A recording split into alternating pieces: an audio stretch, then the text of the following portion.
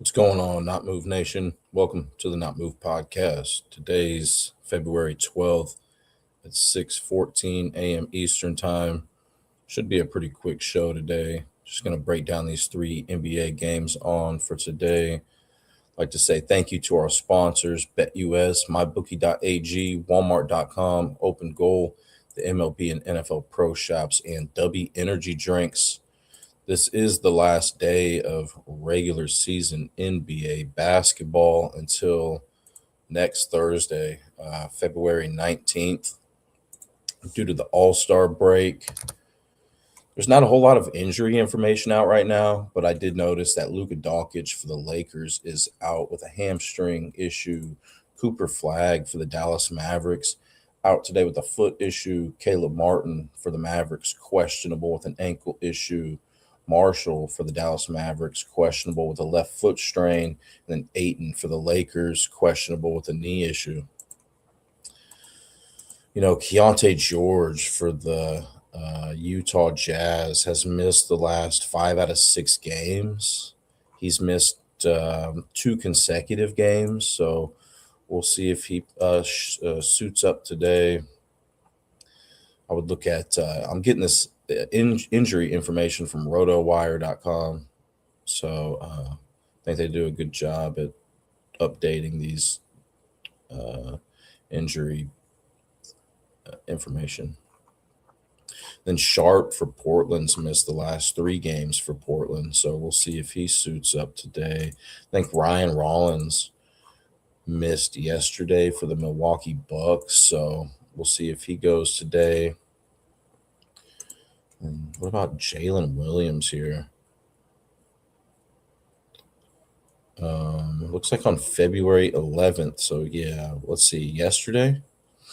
Jalen Williams, Jalen, for the Oklahoma City Thunder, left the game after playing for 20 minutes. So we'll see if he plays again today.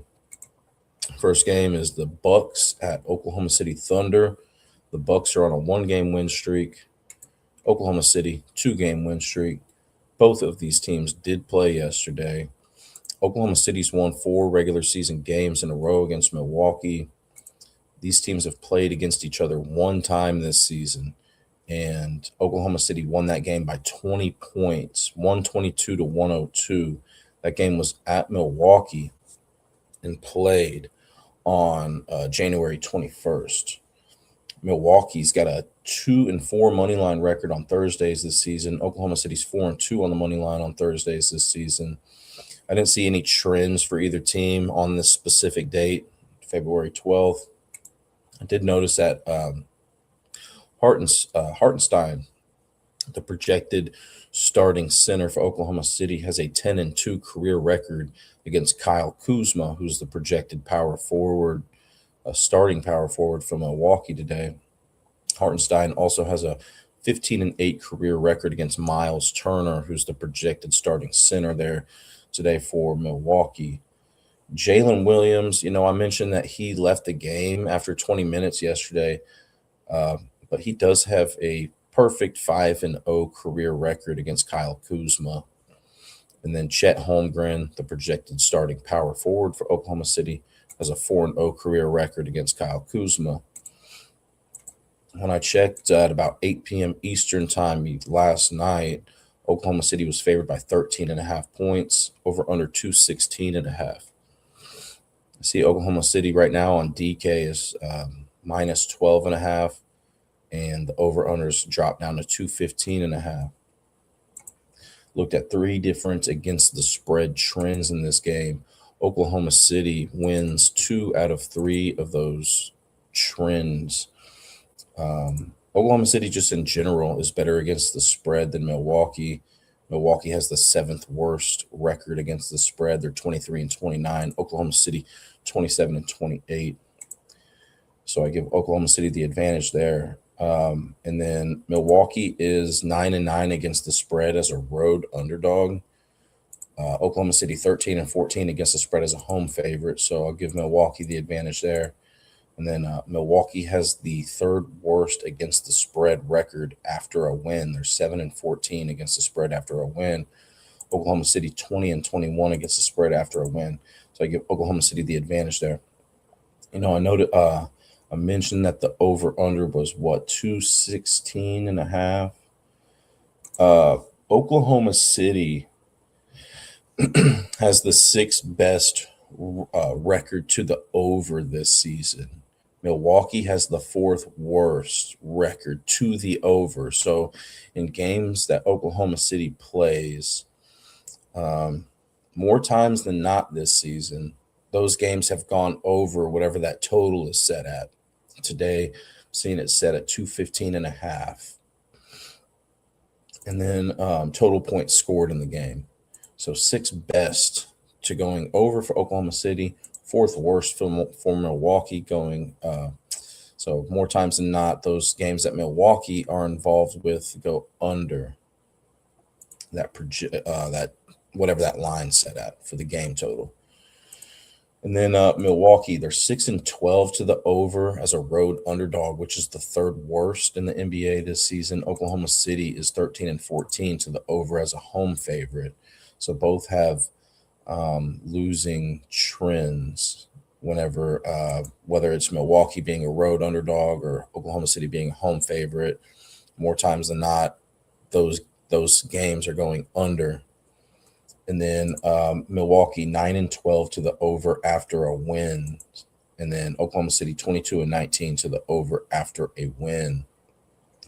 I looked at how many points Milwaukee averages per game on the road this season. They averaged the second fewest points per game on the road this season, 107.9 points per game. Oklahoma City allows 106.6 points per game at home this season, which ranks second best. So, if you add those two numbers, divided by 2, that gives us a projected score of 107.25 points for Milwaukee today. But I also think we have to take into account that Giannis hasn't been playing, so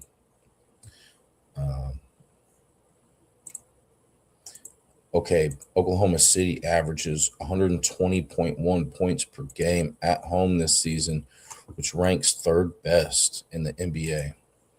Milwaukee allows 114.3 points per game on the road this season. That gives us a projected Oklahoma City score of 117.2.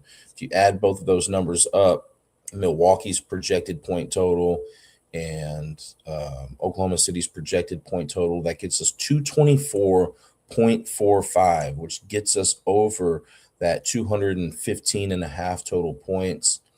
But once again, Giannis isn't playing. SGA, I forgot to mention him on that injury report, but I've mentioned him yesterday. He's out through the All-Star break.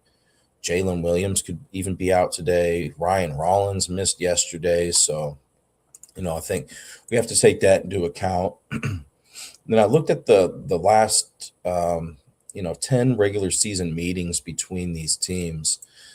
4 out of the last 5 regular season meetings between these teams have gone over 215 and a half total points. And actually 6 out of, it was actually at 216 and a half when I looked at that. So 4 out of the last 5 regular season meetings between these teams have gone over the 216 and a half total points. And then 6 out of the last 10 regular season meetings between these teams have gone over the 216 and a half. I did notice that Milwaukee ranks 26th in possessions per game, which is basically how you tell if a team is fast-paced or slow-paced, the number of possessions that they have per game. So Milwaukee ranks 26th, so they're a slower paced team, and Oklahoma City is slower than league average as well. They rank 16th in possessions per game. Then when I'm looking at these defenses, Oklahoma City, very good defensive efficiency. They rank first in team defensive efficiency. And I mentioned it yesterday, team defensive efficiency basically judges how good or bad a defense is, but it takes the pace of play out of the equation. So it's what are these teams allowing per 100 possessions instead of taking that pace of play into consideration? Because you could have a really good defense, but you play you're a fast paced team, and you just naturally allow more points, rebounds, assists than slower paced teams that have a bad defense. So Oklahoma City ranks first in that category. I don't see any big flaws for Oklahoma City. I think I mentioned this yesterday. It's getting a little repetitive here, but it's still good to keep it fresh in the mind. Oklahoma City allows the fourth most 3-point field goals made per game to opposing teams. So I think guys like AJ Green, Ryan Rollins, and even Miles Turner could possibly take advantage of that vulnerability today, because AJ Green leads the team in 3-point field goals made per game, ranks 13th in the NBA. Ryan Rollins, second best on the team, 37th best in the NBA. Miles Turner, third best on the team, 46th best in the NBA. And then, Oklahoma City allows the sixth most rebounds per game to opposing teams. So Bobby Portis leads the team in rebounds per game and ranks 48th best in the NBA in that category. And those are really the vulnerabilities I see with Oklahoma City. They rank first in points in the paint allowed per game and fast break points per game. They limit assists pretty well. They rank sixth best in assists allowed per game. So, yeah, solid defense here. Milwaukee really isn't that bad either. They're good at they're above average at defending points in the paint per game and fast break points per game. Like Oklahoma City, though, Milwaukee is struggling against that 3-point defense. They've allowed the third most 3-point field goals made per game to opposing teams. Isaiah Joe is the leader for Oklahoma City in 3-point field goals made per game, ranks 38th best in the NBA. I've mentioned this in the past. Oklahoma City really doesn't have a ton of great 3-point shooters. But if somebody else were to be, somebody else that I'm looking at here is maybe Dort, the projected shooting guard for Oklahoma City. I know that he could put up some threes as well. So those would be the two guys that I would possibly look at there. Milwaukee ranks 18th in assists allowed per game to opposing teams, so slightly below average. SGA, who's out today, is the leader for them. But if you know somebody that you like for Oklahoma City on the assists, I could see that possibly happening for you. Um, and then rebounds per game, Milwaukee ranks 20th in that category, so slightly below average in preventing rebounds per game to opposing teams. Chet Holmgren's the leader for Oklahoma City in rebounds per game and ranks 17th best in the NBA. Something else I'll say about Chet Holmgren is that his rebounds per 40 minutes that he plays is at an all-time high this season compared to other seasons. So let me go here real quick. Chet Holmgren statistics. I'll go to ESPN.com and I'll go to these advanced stats. And this is his third season in the NBA. And his points per 40 are at an all-time high.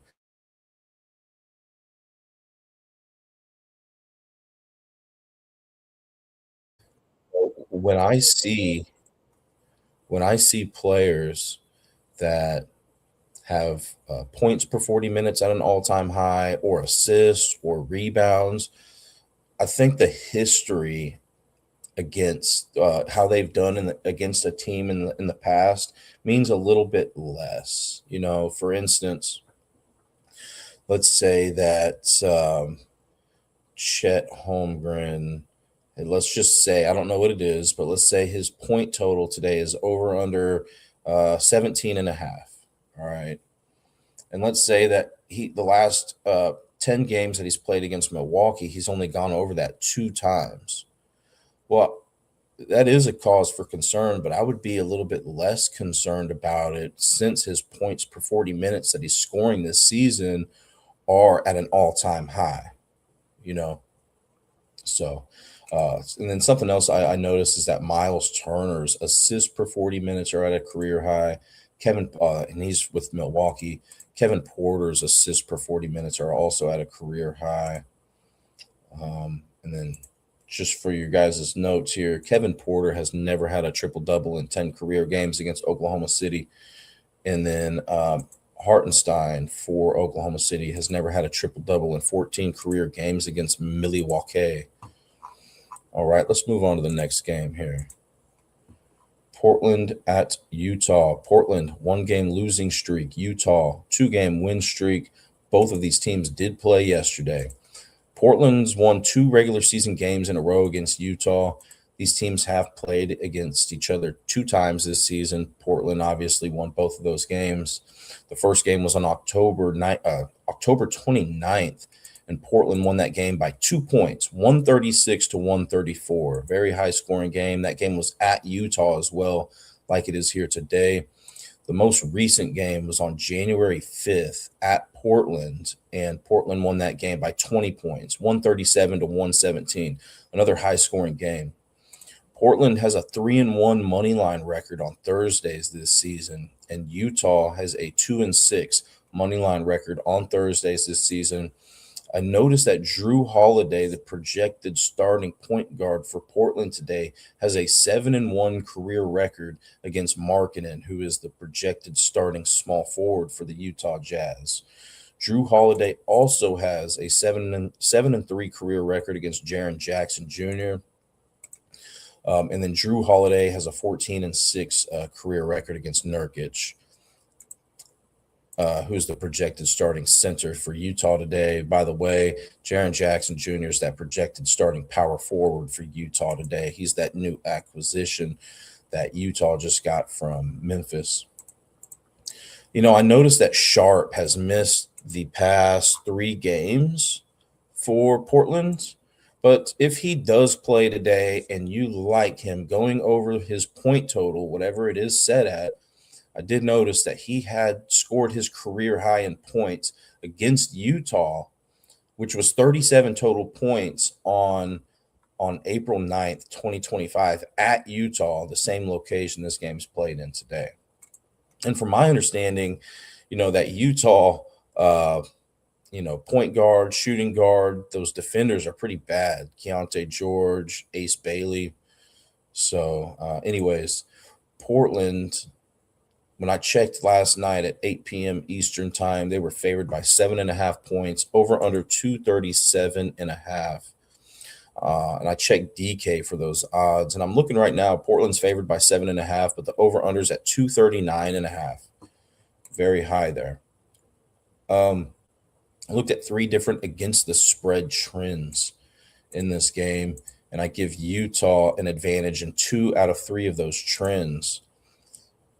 Utah is 31-24 against the spread this season, and Portland's 29-26. So I'll give Utah the advantage there. Utah is also 13-11 against the spread as a home underdog, whereas Portland's 4-6 against the spread as a road favorite. So I'll give Utah the advantage there as well. Portland is 15-13 against the spread after a loss. Utah's 9-8 against the spread after a win. So Portland barely has the advantage there. Total point trends. Utah has the second best record in the NBA to the over this season. They're 32-23 to the over. Portland, they have the 6th best record to the over this season. They're 29-26 to the over. Also, Utah has the 5th best record to the over as a home underdog this season. They're 17-7 to the over as a home underdog. Portland 6-4 to the over as a road favorite, which ranks 8th best in the NBA. And then Utah is 10-7 to the over after a win, which ranks 4th best in the NBA. Portland's 14-14 to the over after a loss. I looked at Portland's points per game that they've scored on the road this season and compared that with the amount of points per game Utah has allowed when they play at home this season. So Portland's averaged 113.3 points per game on the road this season. Utah has allowed 127.7 points per game at home this season, which gives us a projected score of 120.5 points for Portland. Say that 5 times fast. And then we have Utah. They have averaged 121.8 points per game at home this season, which ranks best in the entire NBA.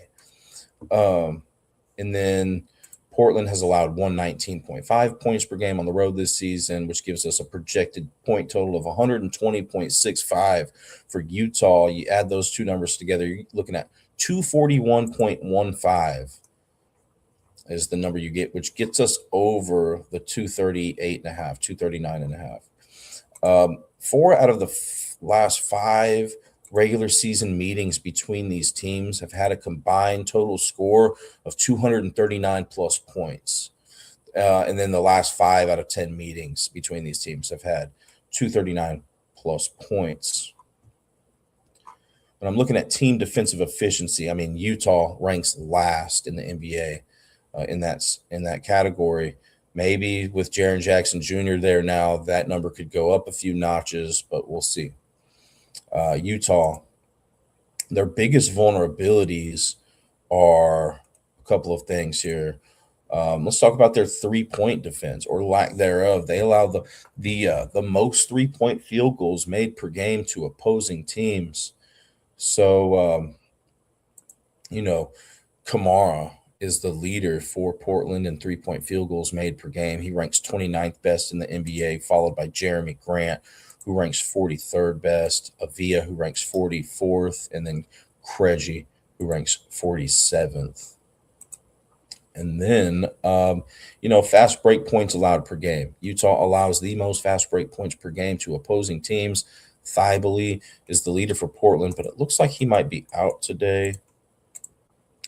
Yeah, that's what I'm seeing. He remains out indefinitely, but he is the leader. Just so you guys know, for Portland, ranks 8th best in the NBA. And then it's Sharp, who ranks 11th, and Avia, who ranks 28th.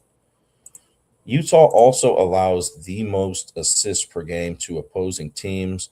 Avia is the leader for Portland in assists per game and ranks 13th best in the NBA. I also did notice that Avia's points per 40 minutes and assists per 40 minutes are at a career high. And I was looking on ESPN.com at those advanced stats. If you look at that, at the very bottom, you'll see the current year that he's in. And yeah, his points per 40 and assists per 40 minutes that he plays are at all-time highs. Points in the paint allowed per game. Utah slightly below average at defending against that. Avia is the leader for the Portland Trail Blazers and ranks 33rd best in the NBA in points in the paint per game, followed by Sharp, who ranks 38th in that category. And then Utah ranks 19th in rebounds allowed per game, slightly below average at defending against that. Klingon is that leader for Portland, who ranks 3rd best in the NBA in rebounds per game, followed by Avia, who ranks 33rd. Utah also sends their opponents to the free throw line often. They allow the 2nd most free throw attempts per game to opposing teams.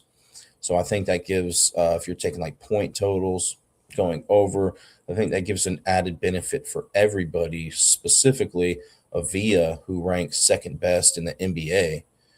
First on the team, 2nd best in the NBA in free throw attempts per game. And then it's Jeremy Grant, who ranks 19th best in the NBA, and then Sharp, who ranks 43rd best in the NBA in that category. And then Portland, their biggest vulnerability is going to be those fast break points allowed per game. But we looked at it yesterday, right? And fast break points, the leader in fast break points per game is like LeBron James, who averages about 6 fast break points per game, compared to Giannis, who's the leader in points per game, points in the paint per game in the NBA. So he scores about like 18, I think it was, points in the paint per game. So, whenever we're talking about points in the paint and fast break points per game, I do give players that have that points in the paint advantage, I typically give them a bigger, you know, a bigger, a longer look at like player props than guys that are good at fast break points, because yeah, there's more points in the paint typically scored than fast break points. Okay. Anyways, um, Portland, they rank 18th in points in the paint allowed per game, so slightly below average at limiting those points in the paint per game. Markkanen is the leader for the Utah Jazz, ranks 13th best in the NBA in points in the paint per game, followed by Jaren Jackson, who ranks 40th best in the NBA in that category. Portland, they allowed the third most fast break points per game to opposing teams. Here's Markkanen again, leader for the Utah Jazz in fast break points per game, ranks 25th best in the NBA in that category. And then Keontae George, who ranks 44th in the NBA in fast break points per game.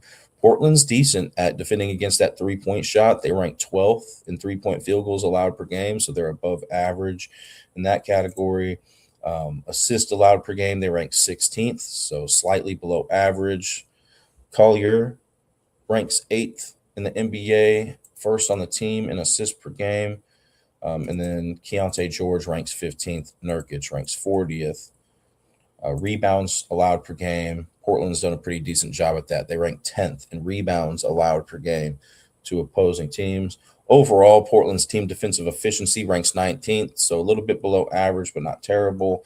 And I did notice Portland sends their opponents to the free throw line more than league average. They rank 22nd in opponent free throw attempts per game. So I could see guys like Keontae George taking advantage of that if he plays today, because he ranks first on the team in free throw attempts per game, ranks 13th best in the NBA in free throw attempts per game, followed by Markkanen, who ranks 15th, and Jaren Jackson Jr., who ranks 39th.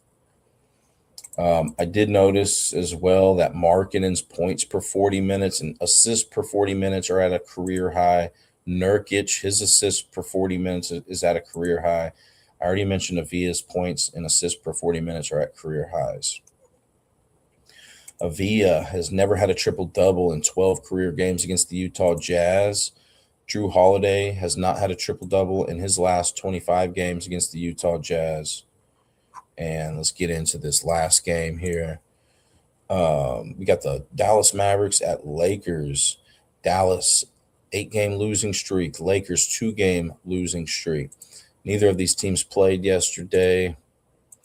The Lakers have won 4 regular season games in a row against the Mavericks. These teams have played against each other twice this season, and the Lakers won both of those games. The first game was on November 28th at LA, like it is here today, and the Lakers won that game by 10 points, 129 to 119. The most recent game was on January 24th at Dallas, and the Lakers won by 6 points, 116 to 110. The Lakers are 3-3 on the money line on Thursdays this season. Dallas is 3-5 on the money line on Thursdays this season. I didn't see any trends for either team, like winning streaks or losing streaks on this exact date of February 12th. I did notice that LeBron James, the projected starting power forward for the Lakers today, has an 8-1 career record against Gafford, who's that projected starting center for Dallas. LeBron also has a 9-2 career record against P.J. Washington, the projected starting power forward for Dallas today. Marcus Smart has a 9-2 career record against P.J. Washington, Smart being that projected shooting guard for the Lakers today. Smart also has a 9-3 career record against Gafford. Smart also has a 9-3 career record against Tyus Jones. Tyus Jones is that projected starting point guard today for Dallas.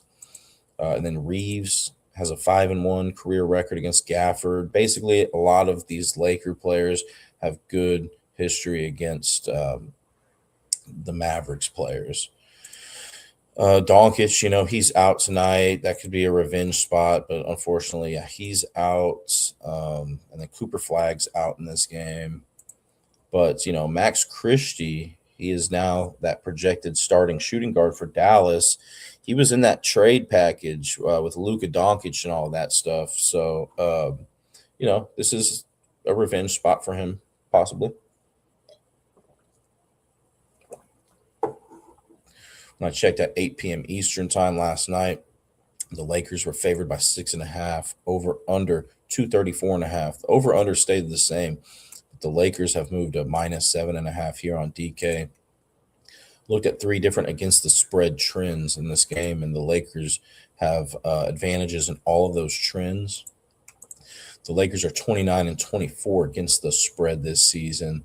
The Mavericks are 23-30 against the spread, which ranks fifth worst in the NBA. Then the Lakers are 11-5 against the spread as a home favorite, which ranks fourth best in the NBA. And Dallas is 6-10 against the spread as a road underdog, which ranks fourth worst. So I give Lakers advantage there. And then the Lakers have the second best against the spread record after a loss. They're 14-6 against the spread after a loss. The Mavericks are 15-18 against the spread after a loss. So I give the Lakers advantage there. The Lakers are 30-23 to the over this season, which ranks fourth best in the NBA. The Mavericks are 24-29 to the over this season, which ranks 10th worst in the NBA. The Lakers are 10-6 to the over as a home favorite, which ranks fourth best in the NBA. The Mavericks are 8-8 to the over as a road underdog. And the Lakers are 12-8 to the over after a loss, which ranks second best in the NBA. The Mavericks are 13-20 to the over after a loss, which ranks sixth worst in the NBA. I looked at how many points per game Dallas has averaged on the road this season.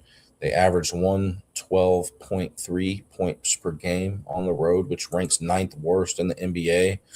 The Lakers have allowed 117.9 points per game at home this season, which ranks sixth worst.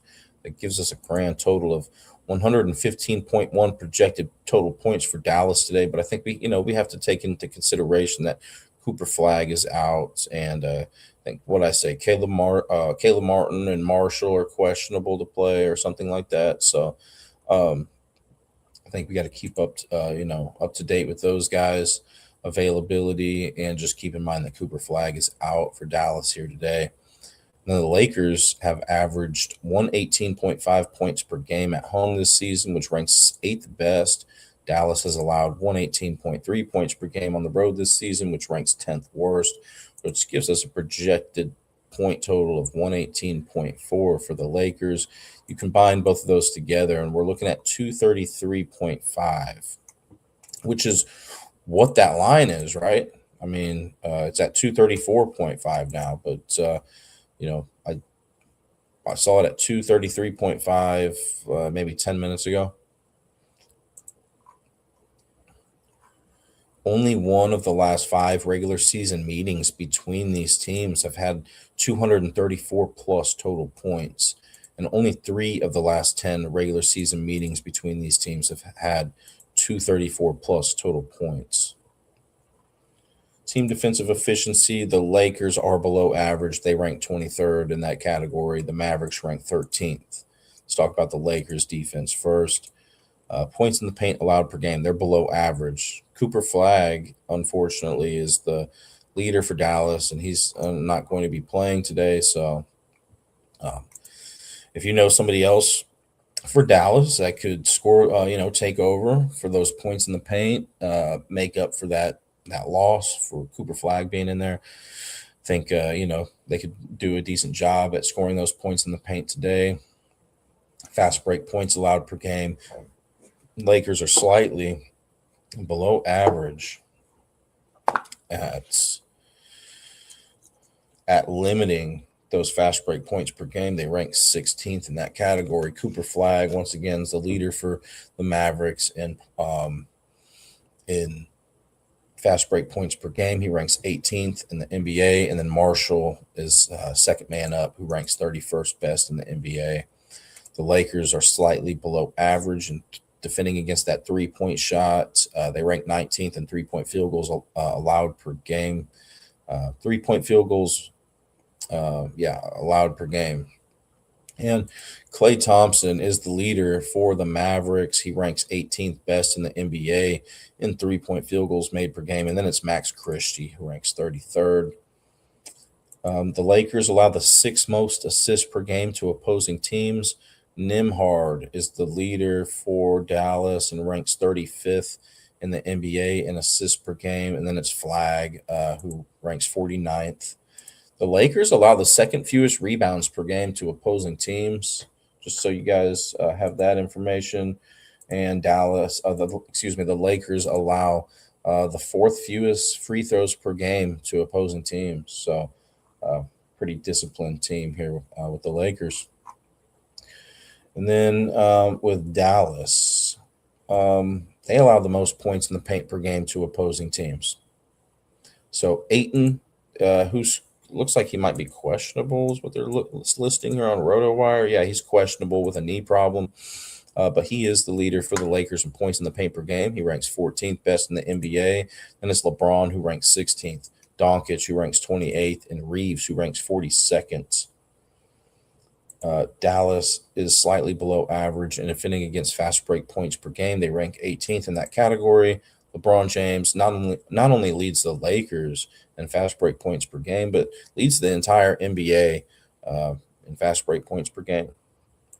Dallas does a really good job at defending against that 3-point shot. They allow the third fewest 3-point field goals made per game to opposing teams. That's a strength of theirs. Assists allowed per game, they're not terrible. They rank 20th in that category, so slightly below average. Doncic, who is unavailable tonight, is the leader and the only guy that I saw for the Lakers who ranks in the top 50 of the NBA in assists per game. And then Dallas, they allow the third most rebounds per game to opposing teams. Ayton leads the Lakers and ranks 19th best in the NBA in rebounds per game. And then it's Doncic, who ranks 25th in that category. And the Mavericks do a good job too at limiting those opponent free throw attempts per game. They rank 9th in that category. LeBron has had a triple double in 2 of his last 25 games against Dallas. Reeves has not had a triple double in 13 career games against Dallas. And I did just notice real quick that Reeves, his points per 40 minutes, assists per 40 minutes, and rebounds per 40 minutes are all at career highs for him. So, but anyways, yeah, I think this is going to be, what did I say? This is the last day of regular season NBA until next Thursday. So I don't know if I'll see you guys before then. If I don't, I'll see you then. Take care. Good luck today. Thanks for tuning in, and thank you to our sponsors, BetUS, MyBookie.ag, Walmart.com, Open Goal, the MLB and NFL Pro Shops, and W Energy Drinks. All right, take care. Thanks again. Good luck. This non-casual podcast may not be reproduced, retransmitted, or reused without the authorized written consent of the Not Move Podcast Network. Thank you, and we hope you enjoyed today's broadcast.